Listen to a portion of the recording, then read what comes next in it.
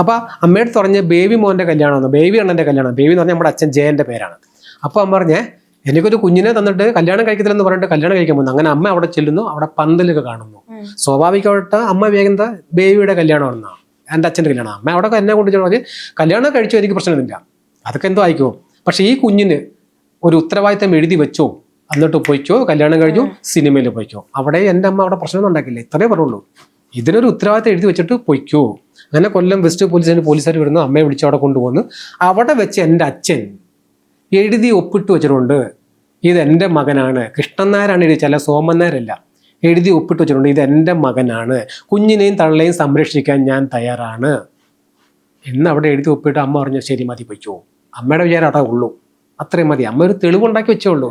പഴയകാല പെണ്ണുങ്ങൾ എൻ്റെ അമ്മ അതാ സ്റ്റേഷനിൽ ഇരിപ്പുണ്ടു, ഇനി കിട്ടത്തില്ല.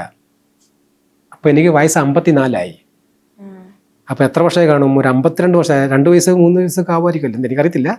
എന്നാലും കൂട്ടിക്ക് ഒരു 50 വർഷം ആകുമല്ലോ. 50 വർഷം കഴിഞ്ഞാൽ മോളെ തെളിവൊന്നും കിട്ടൂല, എല്ലാം പൊടിഞ്ഞു പോവാം, ഫയൽ മൊത്തം പോവും. അത് കഴിഞ്ഞ് ഇദ്ദേഹം സിനിമയിലോട്ട് അങ്ങോട്ട് വെച്ചടി അങ്ങോട്ട് ചെറുതായിട്ട് ഉയർന്നു വരുന്നു. ഇദ്ദേഹം സിനിമയെന്നും പറഞ്ഞ് നടക്കുന്നു.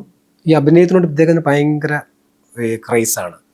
അപ്പം നോക്കിക്കൊണ്ട് ഞങ്ങളെ അന്വേഷിക്കുന്നില്ല, തിരക്കൊന്നുമില്ല, അന്വേഷണമൊന്നുമില്ല. അമ്മ പറഞ്ഞാൽ അത് ശരിയാവത്തില്ല. അമ്മ വീണ്ടും ഒരു വക്കീൽ നോട്ടീസ് അങ്ങോട്ട് അയച്ചു. വക്കീലിൻ്റെ പേര് സഹിതം പറയാം, ചവറ വാസുള്ള. അയാളെ കൊണ്ടൊരു വക്കീൽ നോട്ടീസ് അയച്ചു, സ്വീകരിച്ചു, വന്നിട്ടില്ല. രണ്ടാമതൊരെണ്ണം അയച്ചു, സ്വീകരിച്ചു, വന്നിട്ടില്ല. അദ്ദേഹം സിനിമയിലൊക്കെ നടക്കുക. മൂന്നാമത് അയച്ചു, വാറണ്ടായി, കോടതിയിൽ ഹാജരായി. അവിടെ വന്നിട്ട് പറഞ്ഞു അമ്മയടുത്ത് ആദ്യം പറയുന്നത് വാക്ക് എന്താണ് തങ്കമായി കാണിക്കുന്നത്, ഞാൻ എന്താ വേണ്ടേ, എന്തിനു ഞാൻ തയ്യാറാകുന്നില്ല. അമ്മ പറഞ്ഞു ഒന്നും വേണ്ട, ഇവിടെയും കൂടി എഴുതി വെച്ചിട്ട് പൊയ്ക്കോ. അതെൻ്റെ അമ്മയുടെ അന്നത്തെ ആ ഒരു അറിവ് കൊണ്ട് നമ്മൾ ചെയ്യിപ്പിച്ചു. അവിടെയും എഴുതി വെപ്പിച്ചു, അവിടെയും ജഡ്ജിയും ഇവരെ മജിസ്ട്രേറ്റോ അതൊക്കെ പറഞ്ഞു. എല്ലാവരും പറഞ്ഞു അമ്മ കുഞ്ഞിനെ കൊണ്ട് പോലെ, കുഞ്ഞിൻ്റെ ഭാവിയാണ് പ്രശ്നം, അതുകൊണ്ട് ദയവായിട്ട് കൂടെ പോകുന്നവരുടെ അമ്മ പോകത്തില്ല. എന്തായിരിക്കാം മോളായാൽ പോലും നിങ്ങളുടെ ഈ ഒരു പ്രായത്തിൽ എന്തെങ്കിലും ഒരു മാനസിക വിഷമം ഉണ്ടായില്ല ആരായാലും, നമ്മൾ ചിലപ്പോൾ ഒരു തീരുമാനം എടുത്താൽ അത് തീരുമാനമായിരിക്കും. വേണ്ടെന്ന് പറഞ്ഞാൽ വേണ്ട.